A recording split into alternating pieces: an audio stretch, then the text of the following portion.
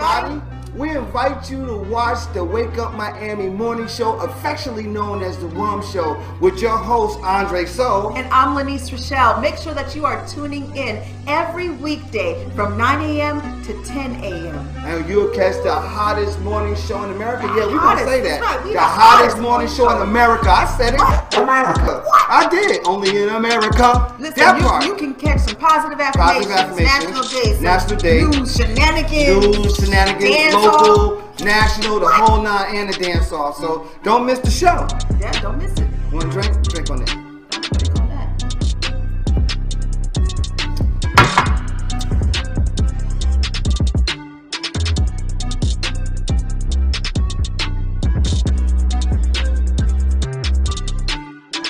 That's what it is. So that's how we feel.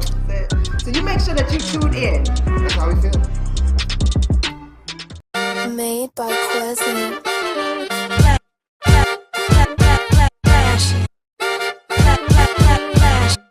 Miami Morning Show. You watching the wake up, the wake up, the wake up, the wake up, the wake up, the wake up, wake up. Miami Morning Show. You watching the wake up, the wake up, the wake up, the wake up, the wake up, the wake up, wake up. Miami Morning Show. You watching the wake up, the wake up, the wake up, the wake up, the wake up, the wake up, wake up. Miami Morning Show. You watching the wake up, the wake up, the wake up, the wake up, the wake up, the wake up, wake up. Miami Morning Show. You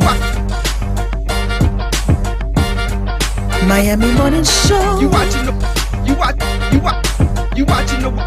Miami Morning Show. You watching the wake up, the wake up, the wake up, the wake up, the wake up, the wake up, wake up. Miami Morning Show. You watching the wake up, the wake up, the wake up, the wake up, the wake up, the wake up. Miami Morning Show. You watching the wake up, the wake up, the wake up, the wake up, the wake up, the wake up, wake up. Miami Morning Show. You watching the wake up, the wake up, the wake up, the wake up, the wake up, the wake up, wake up. Miami Morning Show.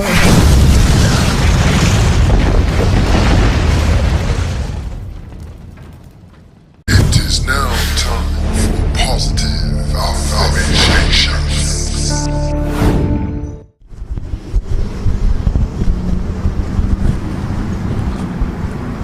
Boy, what you rolling all up on me for? I'm trying to use the bathroom, boy. I'm trying to, listen, this Florida man, and then, you know, we got to talk about positive affirmation. The positive affirmation for the day is I can easily express my feelings. Say it with me. I can easily express my feelings. Now I want you to receive it. I want you to believe it so that you can conceive it. That part there, this Florida man with your positive affirmation. Positive affirmations.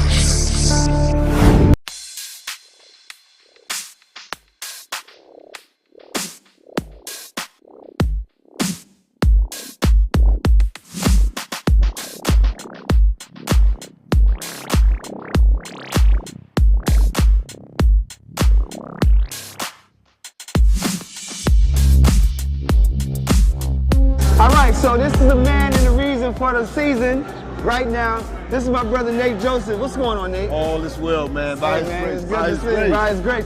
Tell us what you're doing here right now. What is So this? today, this is New Liberty Square. We're having an art exhibit. It's nice. And We our like it. ambassador Is Adonis. We gonna get him. And, you know, you have to interview Mr. Adonis, and we're just trying to turn it up, do something different here in New Liberty Square. Are you gonna post some of these? Is it a plan to post some of these artists' artworks throughout this establishment here to some degree, or are you just posting it just to bring awareness to the people? Hoping it's just to bring awareness Okay. for the people and stuff like That's what it that. is. But when we do this soul call to artists, Right. we may have some of their work in there. We may put some of the artwork here in this building. That'd be nice. Absolutely.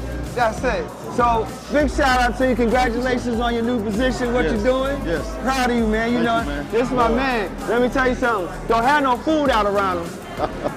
Cause he gonna light it up. He got the beard and whatnot. You see him, right? Yeah, right. Look at the screens. I just want everybody to know this is my brother. I love him. And if you're ever in Liberty City at Liberty, what is this? Liberty City what? New Liberty City. New Liberty City, right? If you're ever over here, come check out the artwork and just come support. Tell the brother you love him. Tell the brother you support him. And that's what it is, all right? We're going to be right back with some more people. Don't go nowhere. So what you see here is a representation of that, of us as people uniting and creating something good, bringing out all this talent and just supporting the community. But we have to do it together, right? And that's the most important thing. So we can't continue to be apart, but let's do this together and move to the next level and move to the future. Okay, I'm here with another distinguished individual. I'm going to allow her to introduce herself. Please introduce yourself. Hi, my name is Desiree Faulkner. I'm the development manager for the Liberty Square project for Related. Excellent, excellent. Well, that's a serious title, ain't it? Oh, it's serious. You really, there's a lot of weight on that shoulder. Right, there's a lot of weight there, but you know, you look like the type of person who can handle it. I try. Right, and you do it ever so well. Thank you. Tell us about this art exhibit here and the purpose of it. Well, we wanted to, we really wanted to put an emphasis on Black art and showcasing that in Liberty because we know we have some really talented folks out here like Adonis, and we wanted to showcase his art. We wanted to show the appreciation for the artwork in our Liberty Square area. All right, and that's what it is. And it's as simple as that. And when people decide they want to do something, it gets done. I might say, this is a lovely exhibit. We want to thank you for your diligence and service to the community. Any parting words that you want to tell people or just give them a goodbye? You can do that either. No, well, I want to say this Liberty Square is uprising. We have a lot of things coming for the community, so stay tuned. And you heard it. That's it. We'll be back with some more people. Don't go nowhere.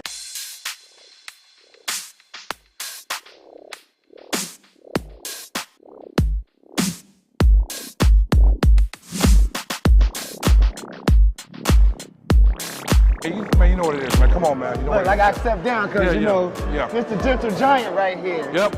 You putting this on right now, I think is outstanding. Thank you. Big shout out to you, sir. brother. You Yes, know, sir. I love you. Love you too, yeah. You've been rocking for a minute. For a minute, yeah. Tell us the significance of doing this right here, right now.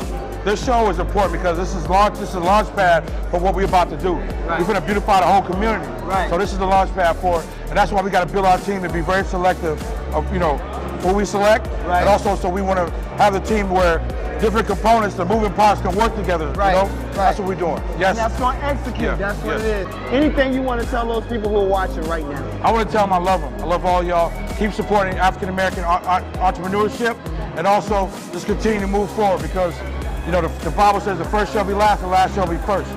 And I know what it is. We always show his work anyway because our studio is right by the wall, like we right there. So we always show Adonis' work. All right, we're going to talk to a couple more people because we in the building, baby.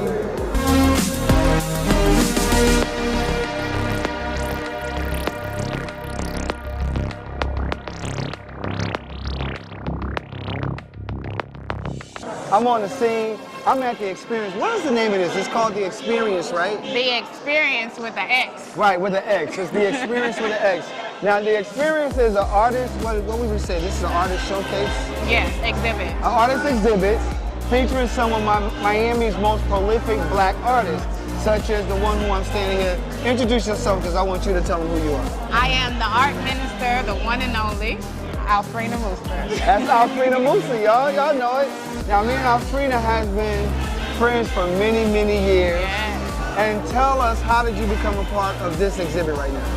Well, I'm thankful to the one and only Adonis Parker. He called me up and said, I would love for your work to be a part of this exhibit, and I'm here. So. You know why he called you? No. Because you're a dope artist. That's why he called you. What you mean? Like, she was trying to act. I said no, because I could hear your answer. Yeah, she's a dope artist. Like, Alfreda has been putting in work for many, many, many years and many more to come.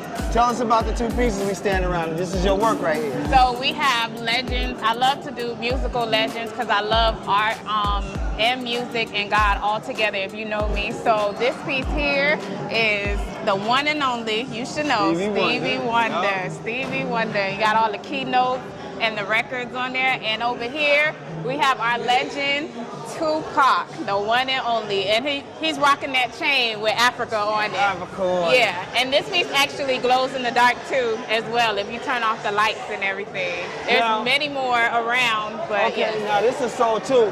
Okay, I'm trying to hide, so that's what it is. We at the Experience with the X art exhibit. We're gonna talk to some more people, and this is your boy Andre Soul for EUTV on the scene.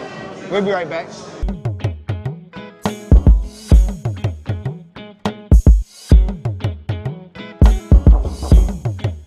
All right, I'm standing here with artist extraordinaire Bayunga. What's going on, brother? I'm enjoying the sights. It's been a minute since I've seen you. Too long. And I'm happy to see you. Likewise. Tell us, How do you feel about being part of this exhibit, and why is it significant to you? You know, I think what's even more significant for me is that this area has always been known for the arts. Right. Not particularly the visual arts. Right. But the Miami sound. Right. Is known to be birthed in this area. Right. And so to now be able to associate not just the Miami sound, but the Miami visual, you know, the capacity to do everything that Black Miami envisions right here in one space. Right, I love that. Incredible. That's it, y'all heard it right here. EUTV on the scene. I'm Andre, so what else can I say, man? Y'all just keep watching. Thank you. Tell them who you are and what you do. Hey, I'm Eric from Miami, Eric Pygate now, you know what I mean? And what I do is I represent the famous Liberty City. We're creating positivity, positive vibes, good vibes right here in the city, letting you know, listen, it's not about where you're starting from, but it's about where you end. Les Brown, 2 Live Crew, Luther Campbell, all the good people come from here. So there's greatness here, and we want to tap back into the greatness. We had an outstanding, exciting, just everything here at this event, but we got to wrap it up. So we're going to be out, but just stay tuned. Be on the lookout for more EUTV on the scenes. I'm your man, Andre Soul. I'm here with my man, Eric, and we're going to catch up with y'all in the meantime, baby.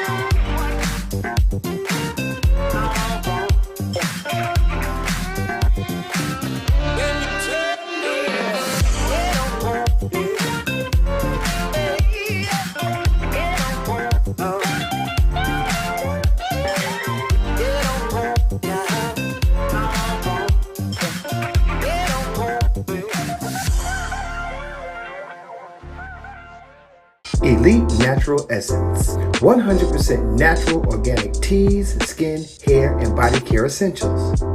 Unlock the healing power of nature. Treat yourself daily to our moisturizing body washers and body butters.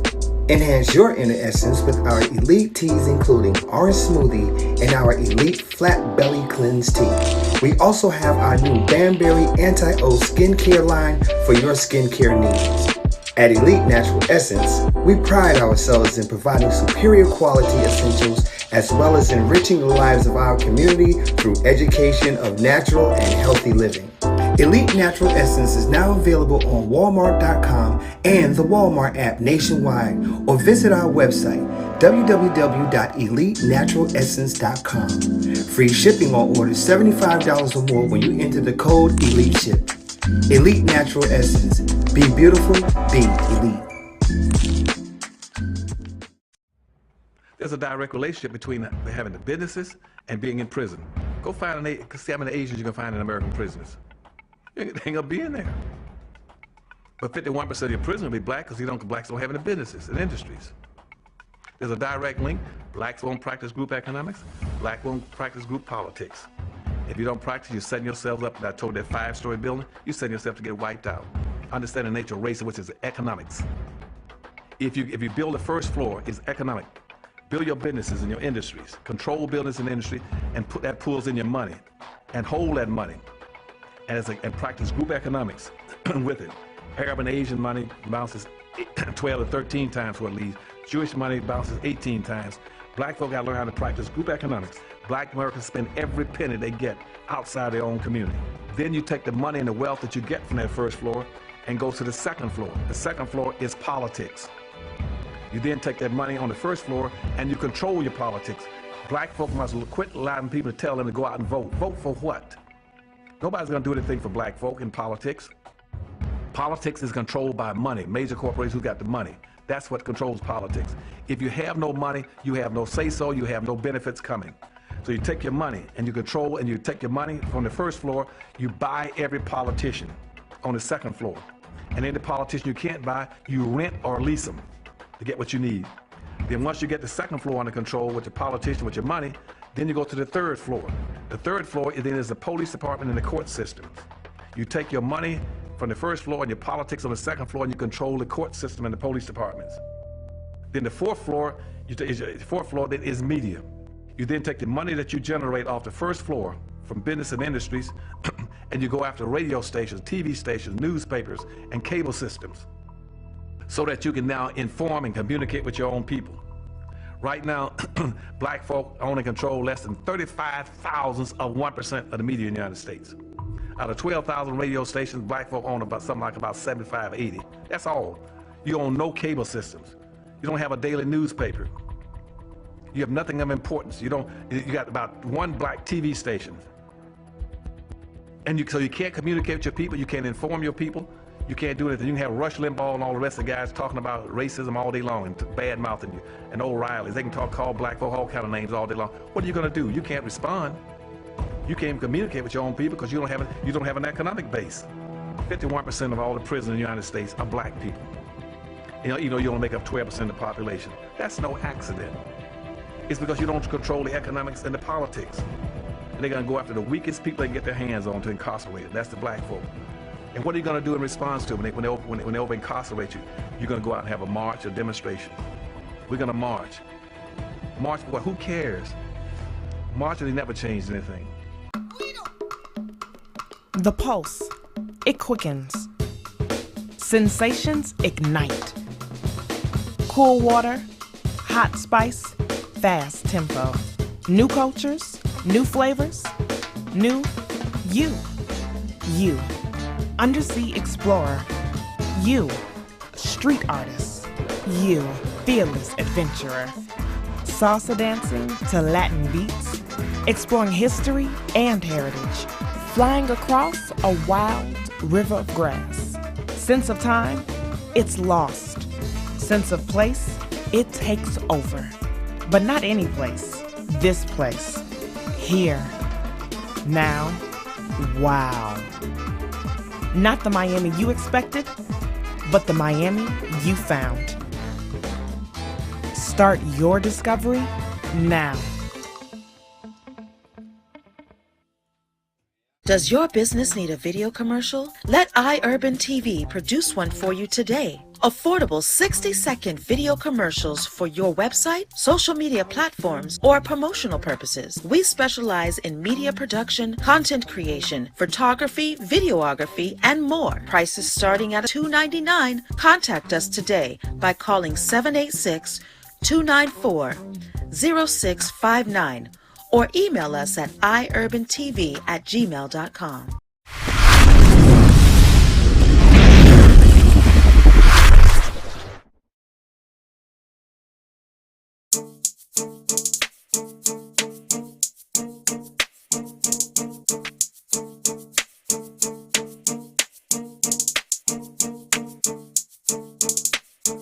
What's going on, everyone? This is your main guy, Andre Soul of iUrban TV, WUMMS, House of Soul, you name it. I'm all around in the community. And today is a very special day for the community of Overtown. Today they will be naming a street after Purvis Young, who was one of the most prolific artists of our time. This is a phenomenal event that's taking place. We are honored and pleased to bring this story to you. Y'all gotta check this one out. Here we go. Today, as we commemorate the life of local artist Purvis Young by co-designating a portion of Northwest 18th Street from Northwest Miami Court to Northwest 2nd Avenue as Purvis Young Street. I am just so glad to be able to be here to today when we unveil the co-designation of the street, and to say to his family that Overtown will forever be grateful for Purvis Young.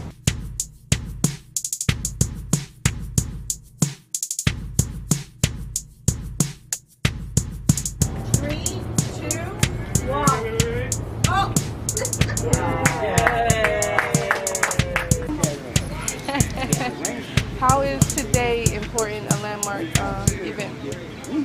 Today is one of those moments where you want to pinch yourself that I have the opportunity to recognize Purvis Young and the work that he did in our community is an honor. It's a privilege to be able to do so, and that this co-designation of the street being named in his honor will live on in perpetuity, and small children, people who have known Purvis will be able to look and say, hey, that's Purvis Young Street. That's a sense of pride that we are restoring to our community little by little by recognizing giants like Purvis Young. And you see his beautiful mural behind us, and there's just more of that to come for our community.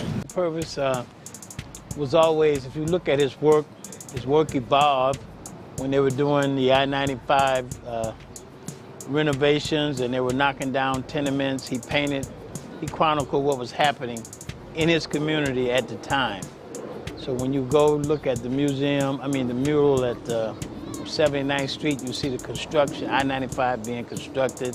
So he paints a lot of bridges, he paints a lot of trucks. You see a lot of construction workers. And in the early 80s, when they had the riots in Miami, he paints you see a lot of tenement buildings and the crowds and fires. And so he was a student of history. That was one of his favorite TV shows. And that was reflected in his work. Today is a very important day for Purvis and his family and all people that knew Purvis, because he was very part of the historic black community and black archives, and just a historic day because he's made history. He's always wanted to be an artist. He thought that his paintings were masterpieces. His main goal was to go to Paris and exhibit his artwork in Paris. However, he never made it there. So How long were you friends with him? I used to work for the county, so on my way to the county, I would buy a piece of artwork, go to the ATM machine and buy a piece, and I became so addicted that I got to know him, and just grew. Friendship grew. So I was very proud of that.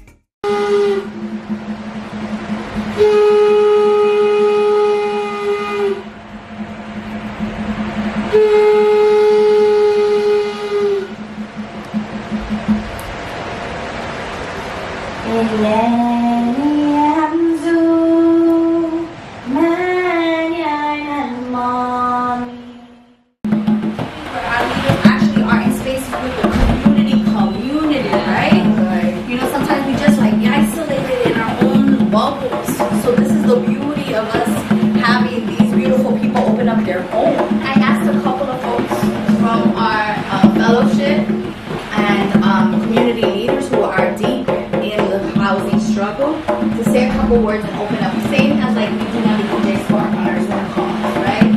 The prompt is, right, it's simple.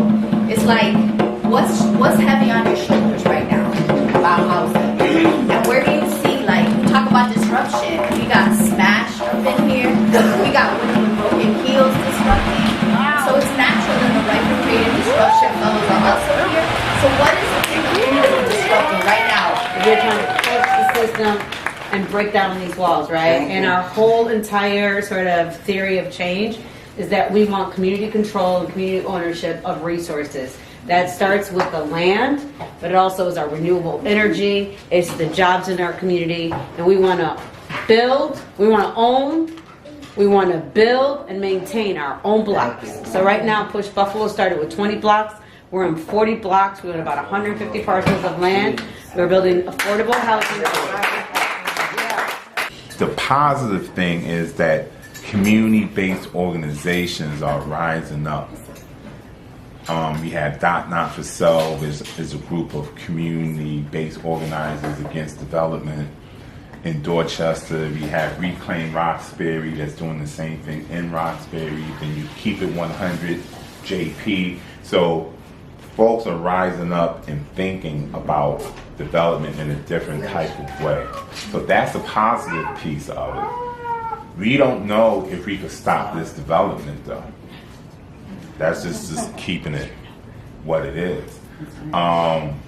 What we are trying to do is making the development what we consider to be legal under the current fair housing regulations and laws. What weighs heavy on my heart is, what am I fighting for?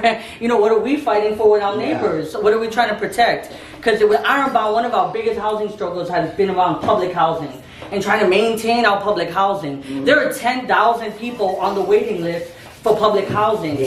And so I look up to Rawa's organization, Push Buffalo, as the ideal. That's the North Star, right? You own the blocks. But it wasn't really that it took us 1 year. It's that we've been building for decades of making sure that we're organizing public housing tenants with private housing tenants, right? Because they need to see their struggle as shared, because they're often pitted against each other. Public housing ruins the neighborhood. I'm like, you're renting, you're just as precarious, and you have less protection from HUD. So we try to gain, you know, really align the tenant associations in the public housing with the tenant unions that we're able to do building by building. You know, a lot of the things that we're like battling here at the fellowship is like, we often think disruption is direct action.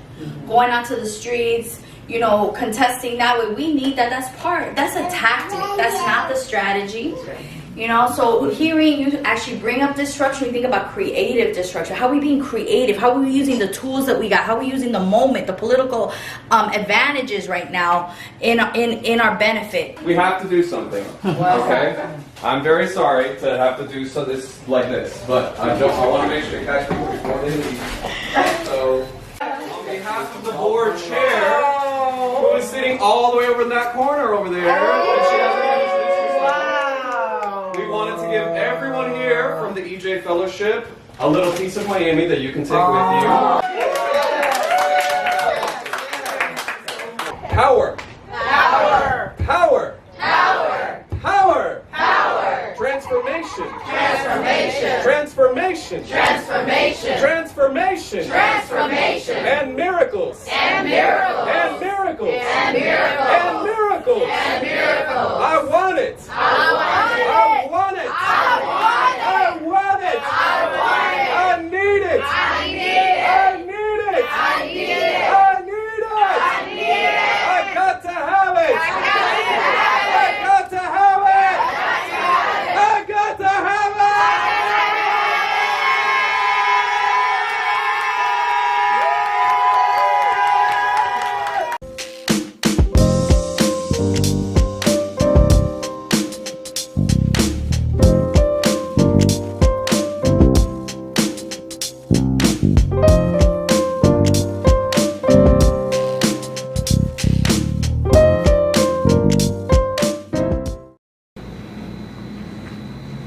Miss Pinckney, how are you? I'm fine, thank you. Tell us a little bit about yourself and where you're from and where you grew up and what was it like at that time? I'm from Miami, Florida. I was born in Overtown. I went to Dunbar Elementary School, and I went to Booker T. Washington High School, and I finished Booker T. Washington High School in 1949. And then I went to Talladega College in Talladega, Alabama, and I finished in 1953. And then I went to Chicago, Illinois. I worked as a group worker in Chicago. I stayed there for 2 years and then came back to Miami and began a teaching career at Dorsey Junior High School, where Mr. Samuel Coyne was the principal. He was the one that hired me. And I also worked at Edison Senior High School. I was the first black counselor at Edison, but that could be a controversial thing because the first black counselor at Edison was Juanita Hamberry, but she was an assistant principal at North Dade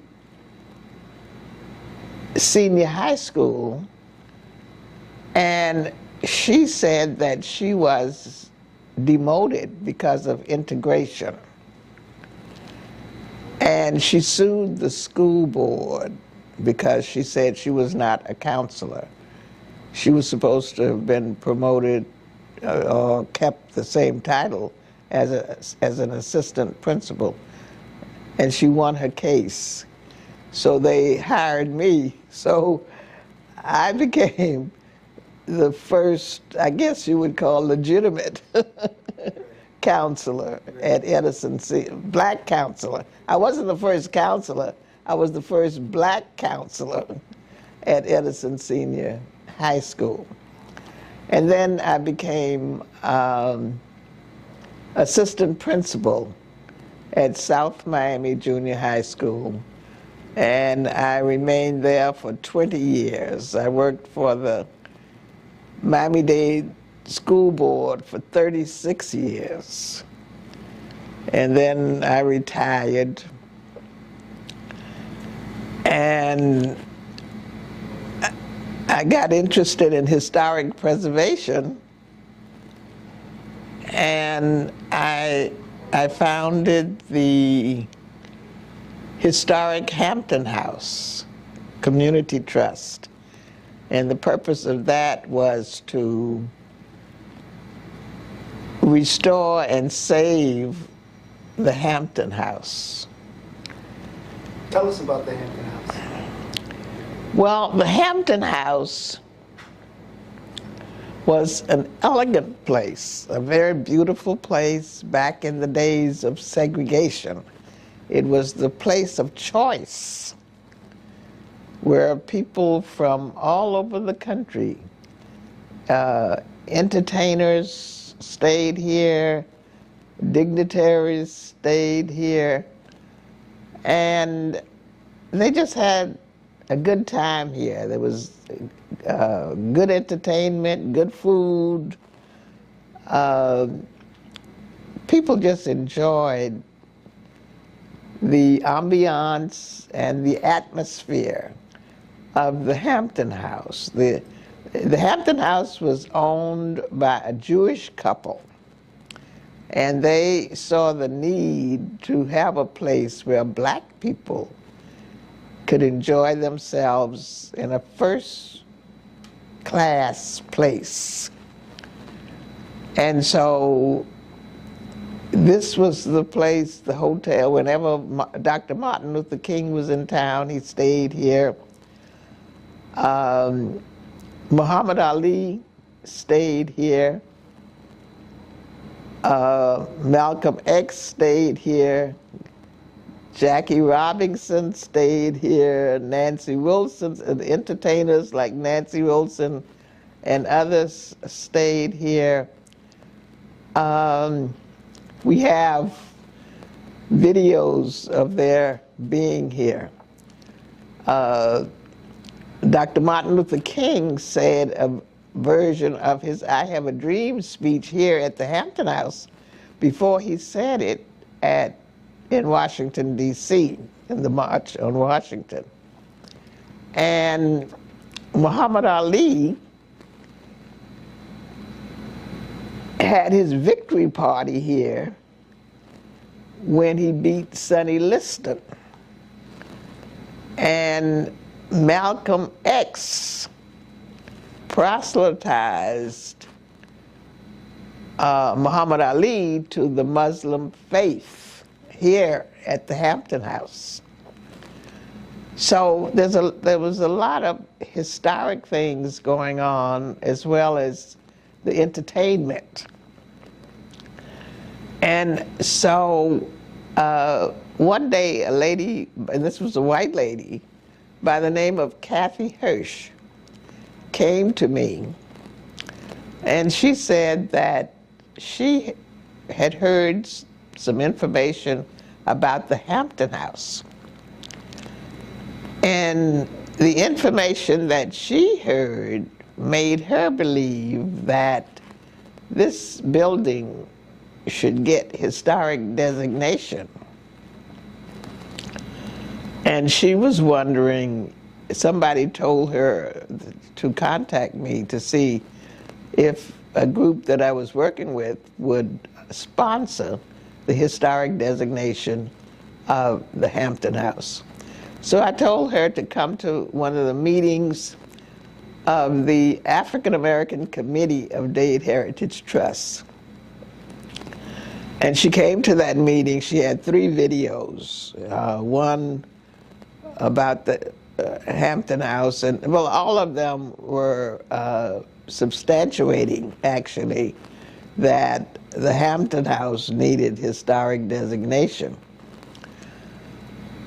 And so we discussed it, and we voted to sponsor the historic designation of the Hampton House. Well, while we were in the process of getting that done and getting the history written, we were told that the county was going to tear the Hampton House down because it had become a derelict building and an unsafe building, and that it was a danger to the community. And so what we were just confused about that, because we were looking at the historic value, and we decided that we wanted to fight that. So we went to the county and we said, we don't want you to tear the Hampton House down. We need to preserve it. And so the final result of that was that we did get the county to stop the demolition. I went to Louis Pinellas, and his brother was the mayor at the time, Alex Pinellas.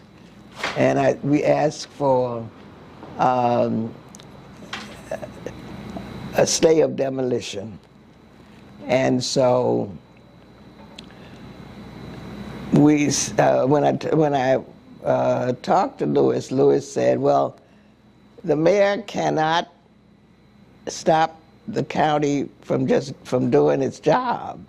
What you need to do is to get your people together. Can you get your people together and have a demonstration in front of the Hampton House?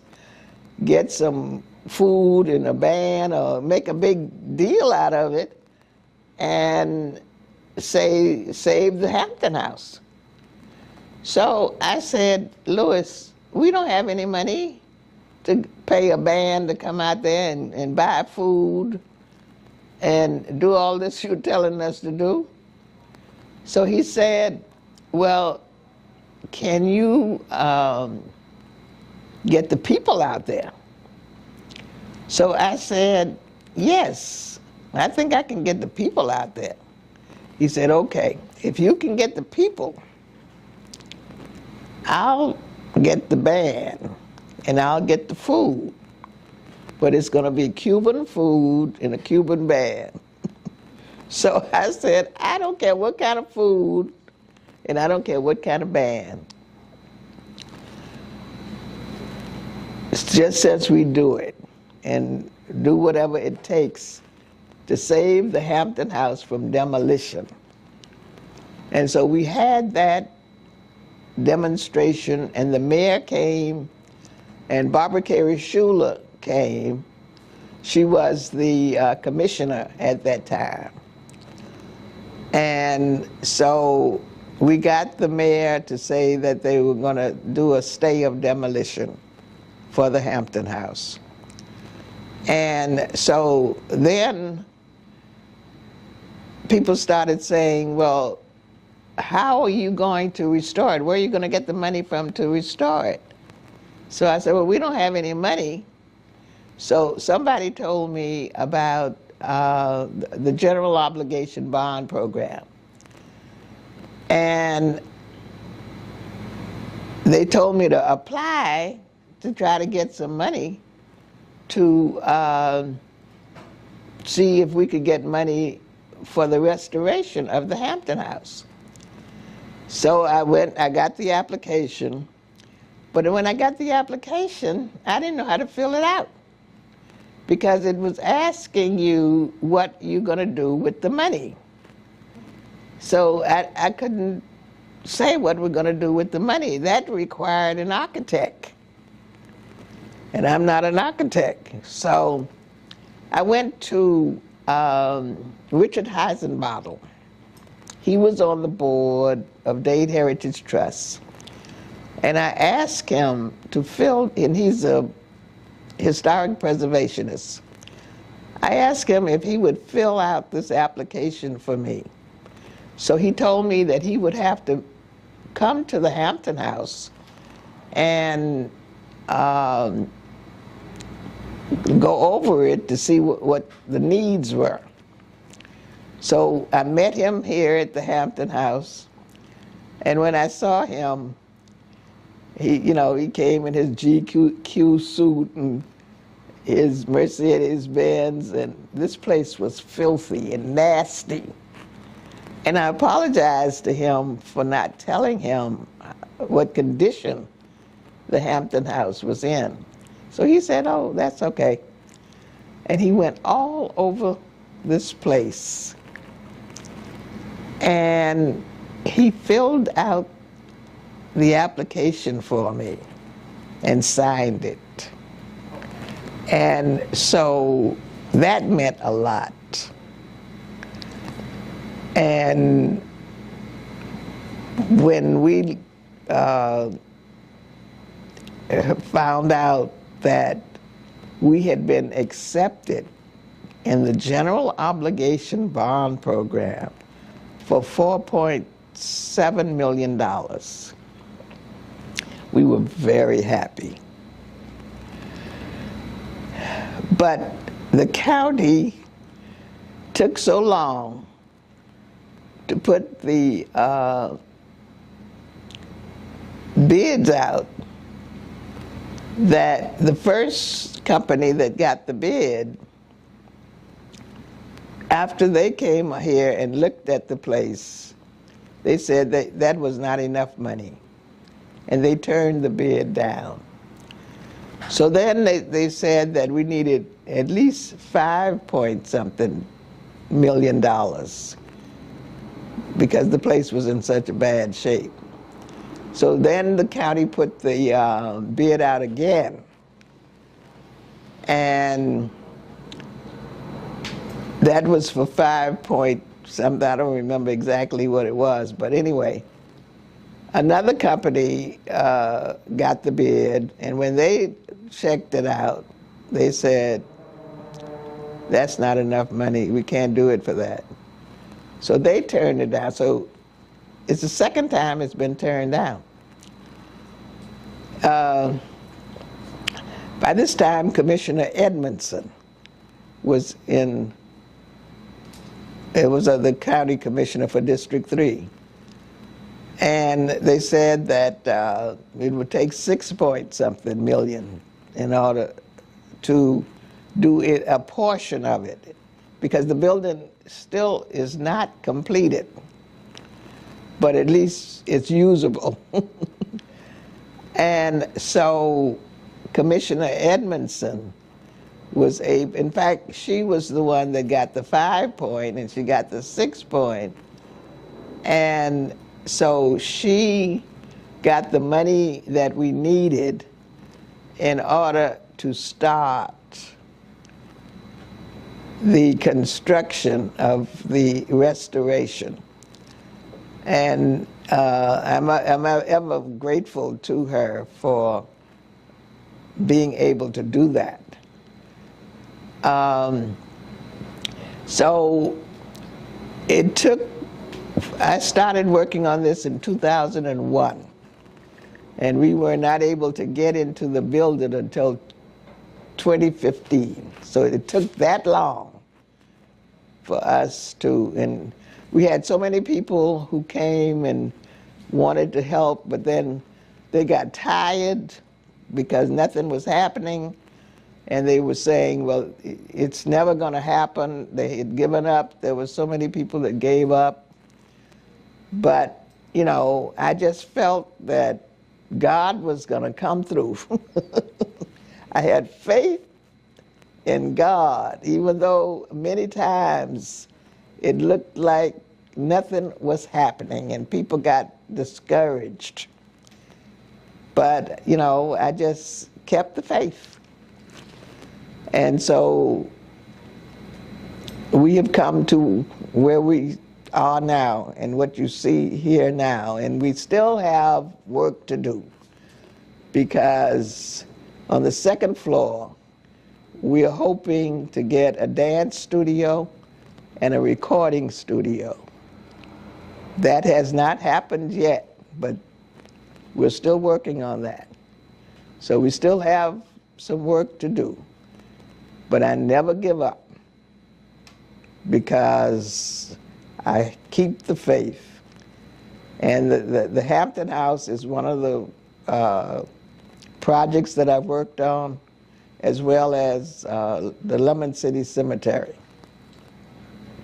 Tell us about the Lemon City Cemetery, right quick, and your involvement in that. And why did you become involved in that?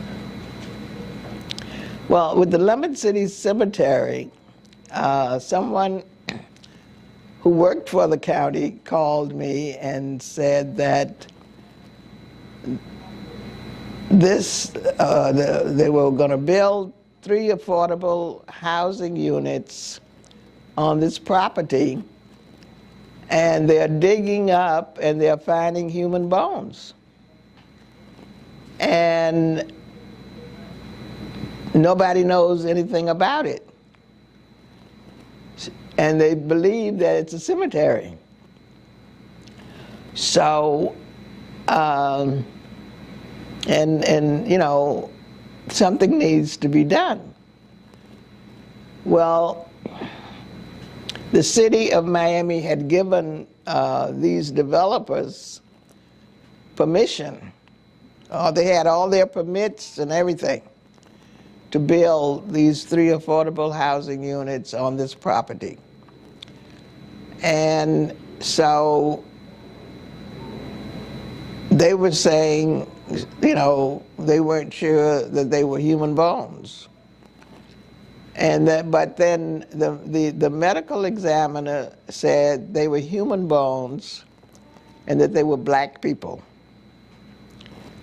So I really didn't want to get involved in that because I had enough problems dealing with the Hampton House. But there were people who said that they felt that I was the only person that could really do something about it, because they felt that it should be stopped. And these developers have a lot of money and they have a lot of power, and it's going to be difficult to stop that. So we had to prove that it was a cemetery. I received a list of 523 names from Larry Wiggins, a genealogist, that proved that this was a cemetery. It had the names of people there. And so I said, it's a cemetery. We can't have people building on a cemetery. It's a disrespect to the dead. Well, one building was almost halfway up. And so what actually happened was that building, there was a compromise and that building was finished. But I said, you got to move these other two buildings. You cannot put those other two buildings on that property. And as we were working on moving the two buildings, I was getting telephone calls from people saying, could you look up look on the list and see if my grandparents are there, or, you know, people wanted to know if they had relatives buried there. And I was, one of the times that I was looking for, I think it was Dr. Hollington Hanna, and I said, well, he said he wanted to know if his grandfather was buried there. And I said, I'll look and see. And I was looking. I said, well, what was his name? He said, James Cunningham. So I'm looking in the C's, and I find John Clark. John Clark was my grandfather. And I said, John Clark, that was my grandfather's name.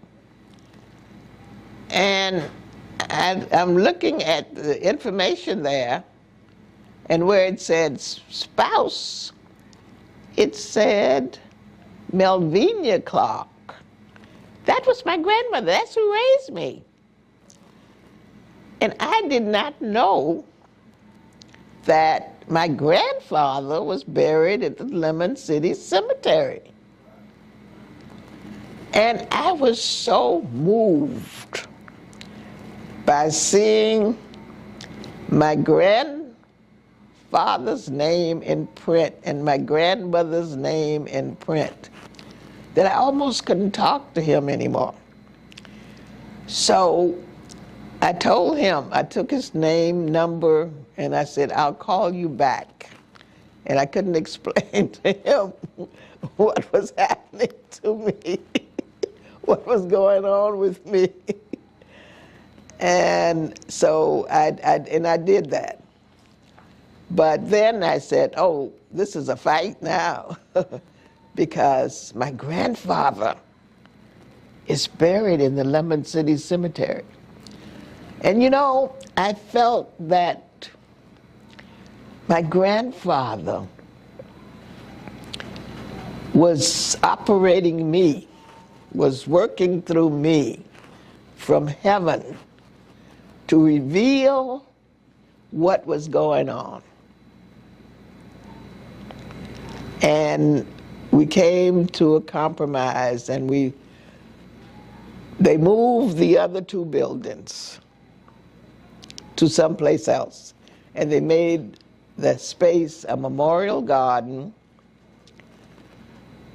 And I I said I wanted the human bones returned that were in the medical examiner's office. I want them returned to this cemetery because they wanted to put those human bones in a regular cemetery that was open. I said, no, you dug them up from this cemetery. Their families buried them here, and I want them back here. And so they said, okay. And we had a reinterment service. The human bones were placed in 2 caskets. Range Funeral Home took care of it. And we had a reinterment service out there at the Lemon City Cemetery. And most of the people were from the Bahamas. Most of the people that were buried out there in the Lemon City Cemetery were from the Bahamas. They were the pioneers. They were the people who did all the menial work in Miami to make Miami what it is today. They beautified, they did the gardening work, they did the farming. They showed what to do with the coral rock and how you could build houses with coral rock. And, you know, our history is lost. And we've got to tell the story. We're the foundation of the community. And nobody knows it, and it's not respected. So we need to learn our history and to tell our history and to give ourselves the respect that we are due for what we have done in the past in laying the foundation for this community. And so I am still on the fight, or in the fight, for historic preservation and for telling our story. And so that's why I think that what you're doing in helping to shed light on the foundation of our community, on the culture of our community, on the heritage of our community, on the legacy of our community. We got to tell the story. The story has to be told because it has not been told. And we got to give ourselves respect. And this is the only way we're going to do it. So I congratulate you on what you are doing to help in telling the story. And for the camera, please state your name. My name is Enid Curtis Pinckney. And your age, Ms. Pinckney, if you can. Your age. My age, I'm 90 years old.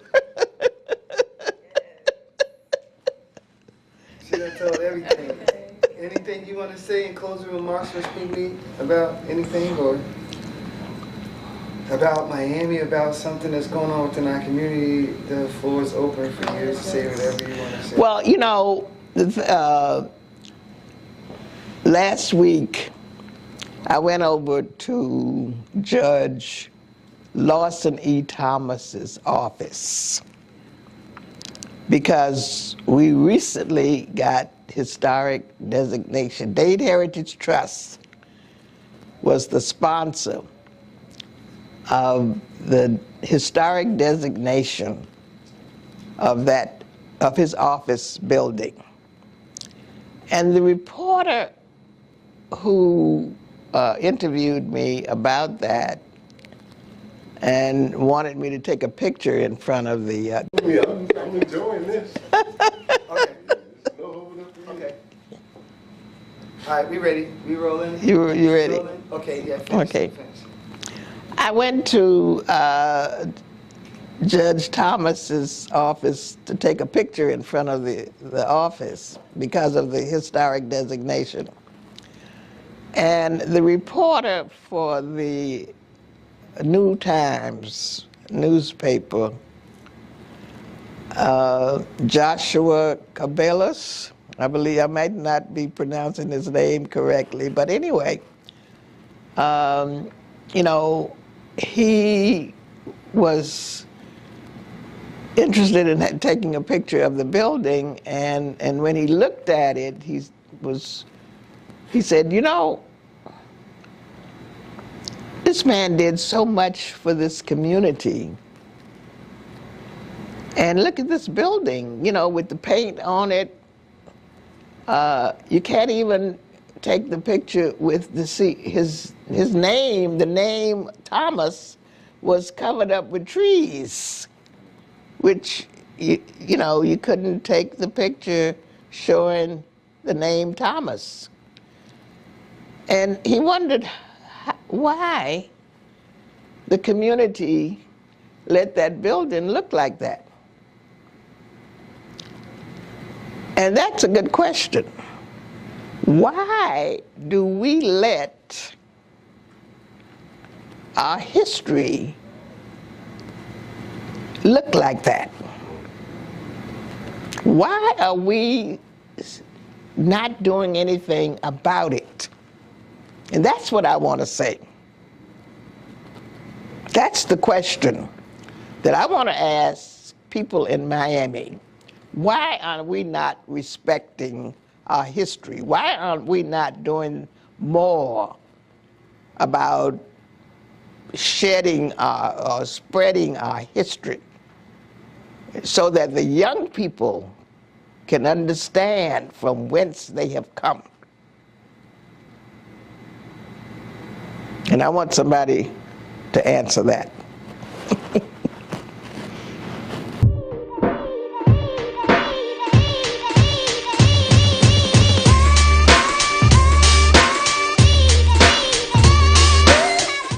Made by Quezzy.